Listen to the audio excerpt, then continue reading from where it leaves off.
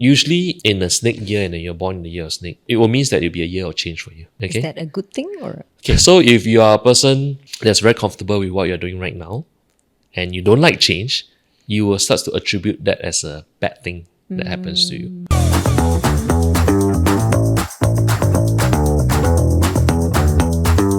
Hello and welcome back to another episode of Open House, where every conversation opens a new perspective. I'm your host, Durga, and today we have Master Kevin Foong, a renowned award-winning Feng Shui master consultant for our very special Chinese New Year episode. This is a year of the snake, and we're very excited to find out what the year holds for us. So, Master Kevin, thank you so much for joining us on Open House. Let's actually start with your journey, of how you became a Feng Shui master. What inspired you to start on this particular journey? Sure. Thank you so much for having me here today. So this probably brings me back to, I would say, the year 1997. I was only 17 that year. It was the Asia financial crisis, I still remember. Parents lost quite a bit of money back then. We lost our house and then we downsized and shifted to a very small house. But that's just the starting point. And then that brought me the questions, why? Why do all these things happen? Will this ever happen again? Maybe, I don't know, in 10 years, 20 years. So having that notion brought me to getting answers. I started going to temples, churches, to try to get answers. Where do all of this come out? And then, of course, one fine day I stumbled upon a book on Feng Shui. So it says that there's actually a system that we can actually calculate based on our date of birth and time. And then I stumbled upon the subject of BaZi. So that was the starting point. And then, of course, in that short amount of time, I have the honor of learning under many different other trainers, mentors in this discipline over the spectrum of 20 years. So that brought me to what we are doing today. Yeah.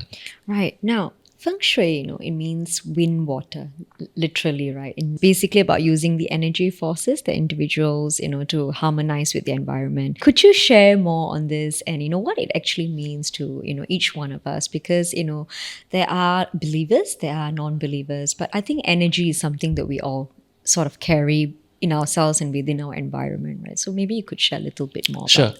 So the context of Feng and Shui, right, talks about two elements. First is wind over water, right? So we're not just talking about the physical wind that's blowing in your face, not in that context. But what we're actually saying is, in this world, there's energy moving around us. In fact, as far as I can define this, everything is about energy in this world.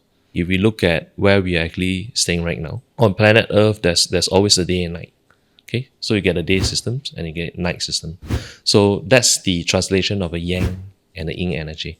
So by that definition of Feng Shui, it's telling us that if you understand how this energy is moving in the place that you are staying, right, then by having your place tuned to accepting this energy, and then of course with energy there's both good and bad energy.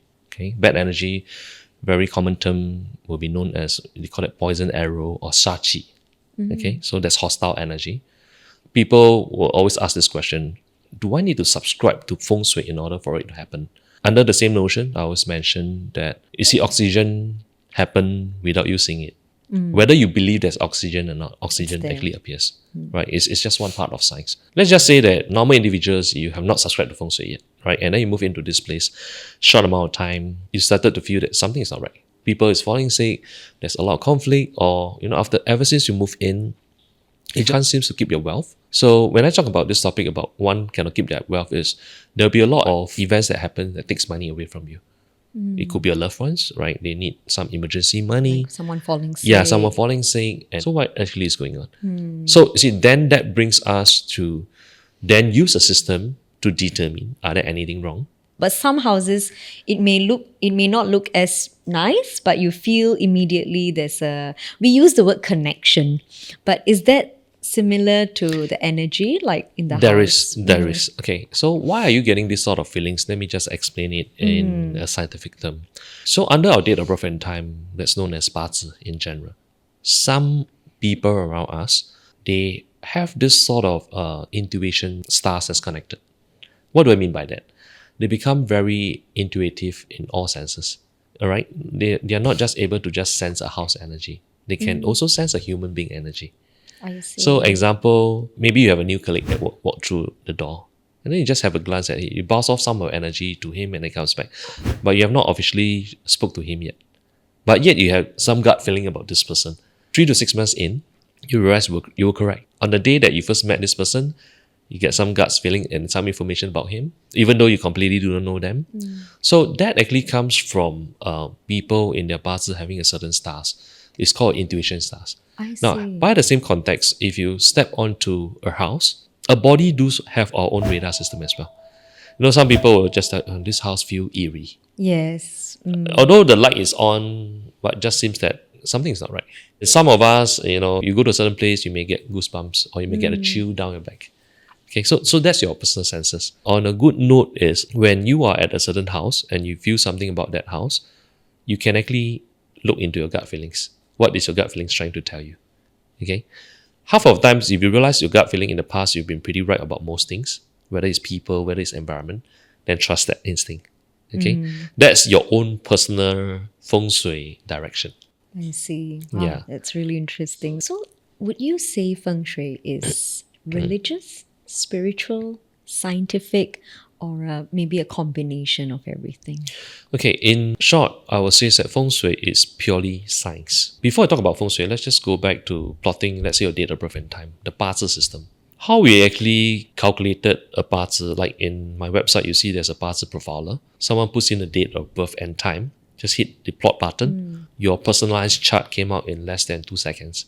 The minute you can understand this, it means that this was compiled using data point, right? So the calculation is actually goes to the Earth and the Sun position, all right? We use this 24 solar terms because technically the Earth goes around the Sun, right? One whole round, right? That's a year. So then you break down into the 4 season. Okay, Chinese we say 春夏秋冬. This is your 4 seasonal season, and of course then we also put in the 5 element. So all of this will tell you that there's a science behind it for this sort of calculation. The same things apply with feng shui. So feng shui all the while exists is based purely on science. We analyze directions. We analyze the northern hemisphere versus the southern hemisphere, the climate itself, right? Whether a place is too hot, too cold, will all takes in the context of feng shui. But of course, having said that, some people will depict feng shui as being religious because you will get some masters that will strive to bring into religion completely. Like they will tell you, oh, this is feng shui. I'm going to give you this talisman, burn it into a drink. You have to drink it because I did some chanting on it. So that's the mix of using feng shui and, maybe a Taoism system together. So then people start to get confused. People think that, oh, okay, feng shui is all about a religion because I have to offer incense and everything. No, actually, feng shui by itself can be used without any religion. All right. So if you just apply feng shui by itself, it's a system. But again, I did mention some masters will include both feng shui and Taoism into it and use that as a professional practice. I wouldn't say there's a right or wrong towards that. Both has its own application. From that context, if a client were to go to this sort of masters that practice both, then they get the idea that, oh, for sure this is under Taoism. That's why these things happen. Yeah. So that sets the misconception that people start to think that that's actually a religion. I have to believe in it for it to happen. Further from the fact, it's actually not. Yeah. So on that topic, you've also shared, like, based on all your talks and everything, that you blend, modernity with ancient wisdom, because it is a practice that is centuries old, right, from China.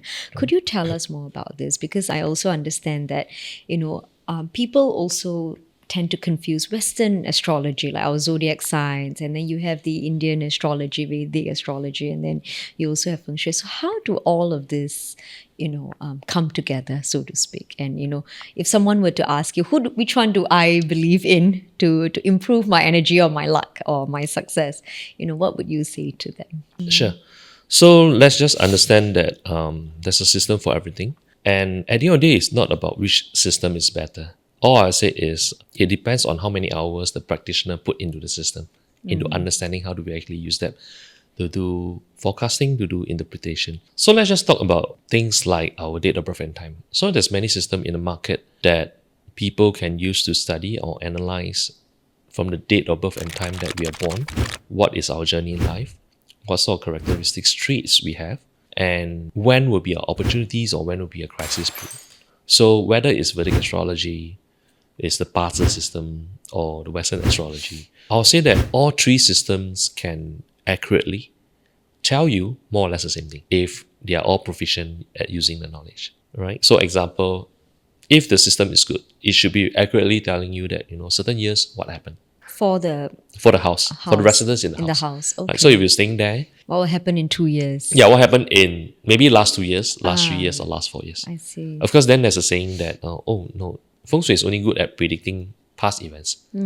It can't forecast future events. That can't be a logic, because if you can forecast past event accurately, You should be able to forecast project, future. yeah. But of course, we are not saying that everything is cast in stone, because the definition of Feng Shui always comes down to this Trinity energy. We call that the heaven, the man, and the earth energy. So heaven energy is telling you to understand yourself, everything about yourself, starting from the date of birth and time you're born. Earth energy is all about the place that you're staying in, the office you're using right now. Your earth energy will tell you that how's operation ever since you moved to this office. Is it better? Did things get more political? Did the company experience a lot of high turnover or bad debts? You can't seem to recover good money from clients. They're always owing you money. So those are questions that you ask. Man energy talks about yourself. So actually 1/3 of all this thing about luck is you do have a 1/3 control in it. Right? Okay. So that's a good thing to know about that. So it means that there's something you can change about that. Something right? you can control. You can control, yes. As far as man energy, do you aspire to be a better person? Do you, aspire to learn more on areas that you are not doing so well right now? So that's one area we can always control. So the key thing is, as long as you understand your own date of birth and time, you stay in a good house, then the last thing that you can do is to prepare yourself for the opportunities that will arrive at certain years. Okay, how to go about doing it? Do you then do more in those years? Do you maybe set out a side hustler? Some people would quit their career, a long time career, and then for the first time. So why do all these things translate is also because of a certain changes based on their date of birth and time. And of course, the inclination of them say, you know what, I think I had enough of this career for like 20 years. Let me just do something. It's time for a change. Yeah, for a change and to experience life for a bit. It doesn't matter if you fail. I mean, of course, if it's successful, then it's all the more better. Then this becomes the mainstream. Yeah. So that will be the key things that we should pay attention to. I see. Now, you also have shared that, like Feng Shui, some people look at it in different perspectives, right? So I'm sure you've met in the course of your career as a master, some people may come to you but with certain doubt, right? Like, will this actually work for me? But let me try it out. So what would you share with someone who might doubt it, and how can it improve their life? Because I think sometimes the fear is that, like, if I believe very much in Feng Shui, then do I have to constantly depend on it to succeed in life or to improve my life, where I take away my personal accountability? So how does that work, you feel? Sure. So most of the time I said that with every information, let's not be over reliant, and we are not trying to be over, highly subscribe to one certain subject just for it to be successful. Now, let's just say this individual has been facing a lot of trouble for a long period of time. Ever since they stay in a certain place. Let's say you were in office A, you had the same management, the same team, the same people assisting you. You got a certain results. Now, ever since you shift to office B, the same team and same people move with you, but everything changed. Or maybe a high percentage of certain things changed. Your sales underperformed.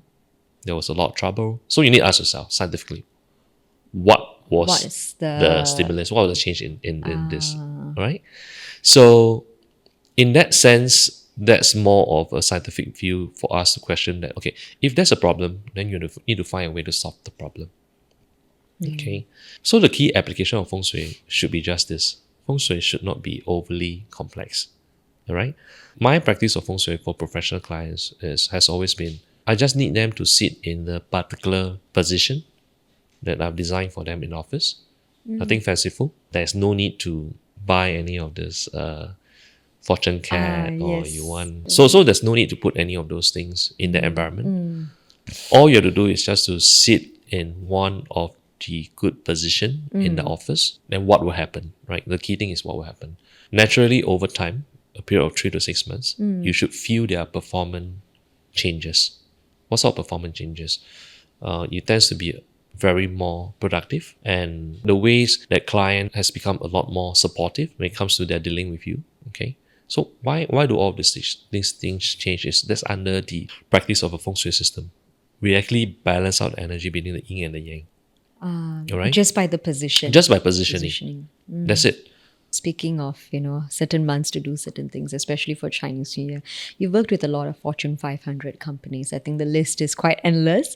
But, you would think that they're already Fortune 500, right? Why do they need more feng shui? So actually, what do businesses look out for specifically in that sense for Chinese New Year? Say like the year of the snake. What can they, maybe another one or two things that maybe smaller businesses can look out for like ourselves? Let's just say on a general advice, okay, you want to start your business on the right date. That means right after Chinese New Year. Right after Chinese New Year, there'll be some good dates. That you should start. You should start. But understand that the dates will have to avoid certain zodiac sign. So example, if the director is born in, I don't know, the year of the dragon, then maybe that day is a dog day, right? As far as zodiac sign is concerned, Okay. then he should not be using that date. He have to use another Another prosperous date that another is date, right? aligns with So you can use that to get a good start. That's one, right? And of course, a very general key is also, this will work most of the time, not to have clutter in the office. Okay, as much as you can. Yeah. Of course, Right. feng shui is not so much about, so it's all about decluttering. It's not just that. Okay, so let me just give you a brief explanation. So the main door towards your office, the first door that opens up, this is where the qi enters your office Okay. at the first glance. Let's assume that you have a lot of big boxes in that area. So your passageway becomes very narrow. So it's blocking. It's blocking. So that blocking in the context of feng shui already starts to create obstacles I for the see. company. In most time, it will be financial cash flow, right? But of course, if we want to go deeper, what sort of problem it creates, then we look at where is this door direction is pointing to. The blocking at that direction will tell us what is the key thing that's being affected. But in most cases, from what we know, cluttering your main door passage area, your cash flow where you will get some issues. Right. In fact, bad issues. Okay, that's one. So keep it clear. Keep it clear, right? And your office environment, you realize that the minute that things are like a lot neater, you're actually in control of the situation. Clarity. Yes. So you can look at your work table. So some people have stacks of papers all the way in their work paper, on the desk. Maybe because of time, the person doesn't have sufficient time to complete everything. So a lot of It piling piles up up. and everything. So that's a sign in feng shui that you're going to lose control. You're going to get a lot of problems in your work, and your productivity is going to be off. I see. All right. So keep your tables clean, and then your desk should not be in the line of the door. If you're sitting in the line of the office door, all right, that will already represent a lot of instability in your work. Right. You may get one position in office. You hire one guy for that role. He will come in. Short amount of time, the person will go. That particular seat you mean? Yeah. Okay. All right. So that's a bad feng shui place for whatever candidate is being hired I see. to Okay. use. At the end of the day, I would say I want you to bring it on a very scientific level. Everywhere you're sitting, question yourself this: has my performance went under for the last few months? Ever since I'm sitting like this? In that particular. In that particular direction. Then you realize that obviously something is not right. Even though you are putting in your best. Yes. Okay. Now, in the Western world, people always stress on, if you're not successful, it's because you didn't hustle enough. You You're didn't supposed to be hustle, yeah. hustling 24/7. I mean, nothing wrong with that. But in the world of the Chinese metaphysics, we don't often believe that it's all about hustling 24/7. I always tell people this: there's a lot more hardworking people in society right now that's working so hard, but they are not even getting close to the level of success that they're wishing right now. So it's not just about hard work, right? So now if we move into, right, for Chinese New Year especially, Yes. homes, Yeah. right? Like given its association, like kitchens are usually like the heart of a home, right? So what role does a kitchen play in say feng shui for during Chinese New Year? Sure. So your kitchen, as far as feng shui is concerned, the kitchen governs the position for the ladies at home. All right. Okay. So if your kitchen, in terms of your stove and your sink, is not well placed, it starts to present a lot of health issues for the ladies at home. All right. So by ladies, I usually refer to the mother at home or the oldest female at home who starts to face a problem. Very simple approach. Your stove and your sink should not be facing opposites. So let's just say your stove is here and then your sink is here and they're facing each other in the Okay. opposite direction. I see. Okay. Yeah. So that just means it's a clashing of the fire and the water element. Then one will have to pay attention to issues that's got to do with the heart, things like diabetic, this sort of things will start to come out. All right. And of course, in your kitchen, right, your fridge is very important as well. Fridge governs your savings. So just give you a quick tip. If your fridge is facing the kitchen door, you realize that you get events every now and then that wipe out your saving very fast. Thinking, where's my fridge? So if you just open your kitchen door and right in front you see there's a fridge right there. So your fridge is facing your kitchen door. Oh, no, it's not. Yeah. You have to shift your fridge out to a better place. Okay. Okay. If you don't know what's a better place, but at least shift it out of the line of the Out door. of the line of your door, Yes. basically. The key appliances to look at would be your stove, your sink, your fridge. 3 things. So there's one thing that I also like to explain is this is what we often see, right? So when an individual, let's just say that individual is about to go through a challenging patch timeline, he or she will somehow sometimes go and shift their furniture in different manners, Unknowingly. unknowingly. Oh, All right? okay. Interesting. So that's why we always say this: the person that's going through what sort of life will get to live in the place that has the same accommodating feng shui layout. Okay. So example, if the person is going to go through challenges, his current house, in terms of feng shui, will show you a lot of key problems that has all been wrong right now. Yes, it does. It's kind of like a reflection of their life within the environment. You're right. That means when you look as a feng shui master, when you look around, when you check their BaZi, it actually aligns. Yes, it will a align most of the reflection. time. So for example, someone who have a problem conceiving, then we look at their bed position, we see, yeah, there are some underlying issues already with the layout. That also explain issues, sometimes, clients with cysts, growth, cervical issues. So those are then in line with where they're actually sleeping right now, also contributed. But then again, if you study the date of birth and time, there's also signs saying that these are the key problems that they usually have to pay attention to. So the key has always been, 八字 only can tell you what are the timeline, what are key problems, but you can't always solve it with just 八字 alone, because that's only for you to understand what you likely will inhabit and the timeline for it to happen. So usually we always say 八字 is a diagnostic tools, feng shui is a solution. Right. So that means using BaZi, they cannot actually change their life path. They still have to use feng shui to sort of alter their energy, and it's like a system. So I'll put that in specific. So if I want to use 八字 to change my life path, I have to be putting a lot of hard work. So example, by 八字, you can look at it and then understand there might be certain core traits that you want to bring out. So example, some people are more suited to be doing back-end roles, Okay. like research, business development, business analytics, while some people are more suitable to do front-end role, like sales. Okay. So if you understand this early, you're not wasting a lot of valuable time. You get into the right Yeah, jobs. you get in the right job. You make sure that you're taking somewhat of a sales role. You're always talking to people. You're connecting the connections. But not everyone can leverage on that. Okay, so that's one. So let's say I know this maybe at age 15 or 16 as a teenager. You may not have the ability to Act on it. act on it yet, but you can then spend time on training. Right? Train how to do well in presentation. Train how to do closing, right? Train what can you value add in terms for your clients or the person in front of you, right? So that's hard work that what we can do. This is under the heaven, man, earth, the man Right. part, right? So the 1/3 comes from that. But So the 八字 will tell you that there's a natural route map likely you'll be heading. Right. Okay, Like a so- guide. Exactly. Now, earlier you were saying, before we even came in, right, you were saying that, the role of a Feng Shui master, is, you were saying that some of them can do face reading. So I'm sure that as you're sitting around and you're traveling in the outside, you look at people's face, you can tell certain things, right? And then you sort of, or even with your friends and family, then I'm sure you have to hold the urge not to go in tell them that this is going to happen to you. So earlier you were saying that, you cannot play God. Maybe you can share a little bit. Sure. So the first rule is we are not allowed to do that because, in the law of nature, the person has not came to you yet. Also means that this person is not ready for this information that's about to give it to him. But if the person is ready, usually they will come and approach you, right? So our key thing has always been this. All of our clients have to take the first steps.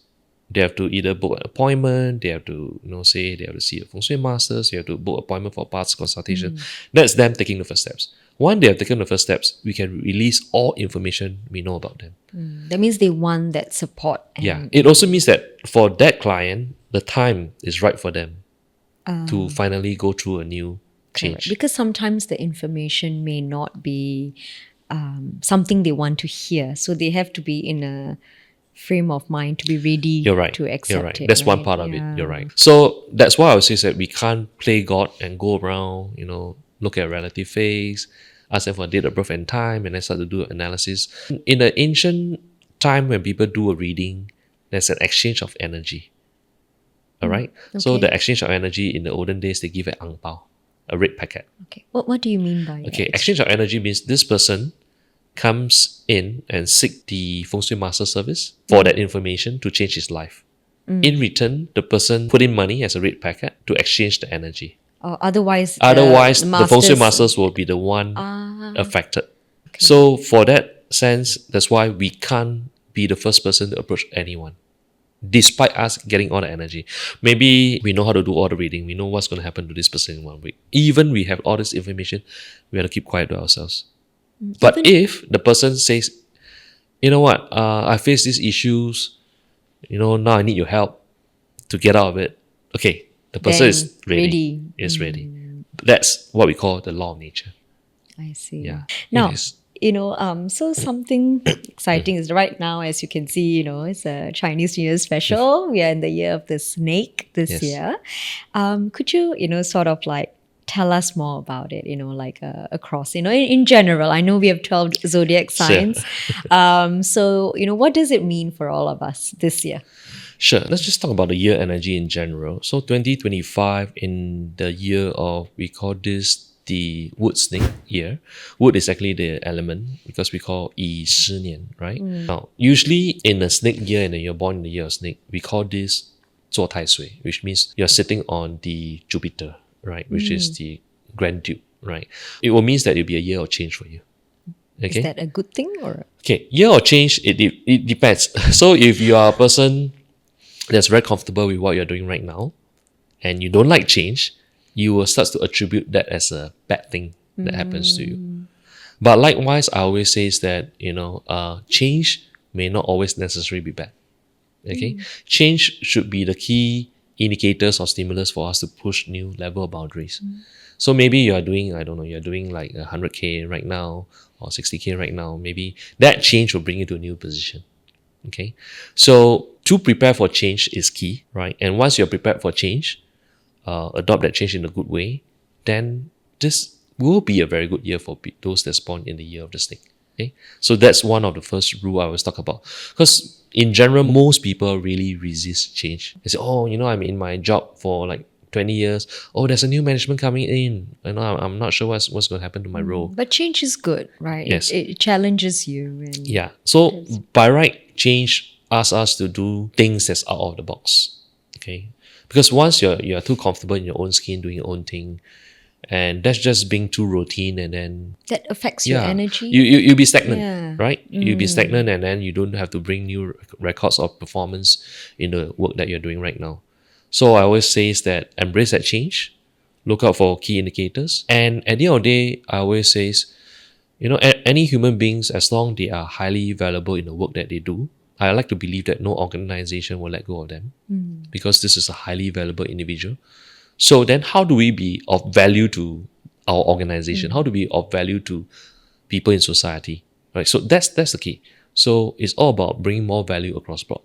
So whether value is in terms of upgrading your knowledge, it's increasing your professional level of conduct, right? That you used to be doing 1 to 10, now your professional conduct requires you to do 1 to 14. Is that better? Yeah, maybe. And that improves your energy towards what you're doing as well as a Exactly. whole. Right. Yeah. So for the other zodiac signs, what is like maybe in general, what is a single most effective tip that you can give people to take away?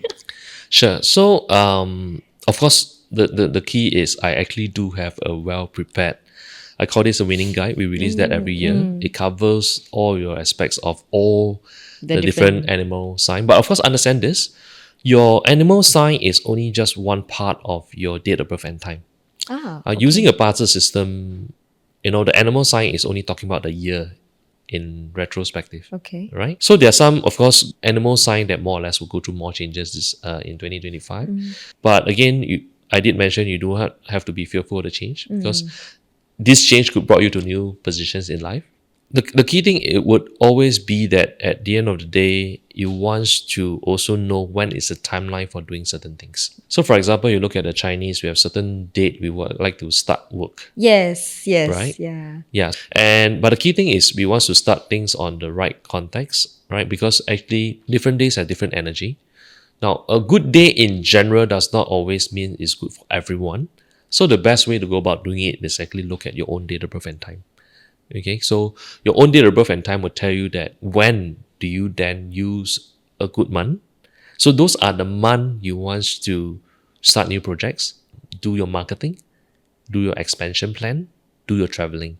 Because those months tends to bring you a lot of positive returns. Then again, we don't always get, good months every other month. Correct. So in 12 months across the spectrum, you may have some months that tends to be a bit more challenging. So I usually use those months to improvise our KPIs, our SOPs, our systems, or look for things to upgrade.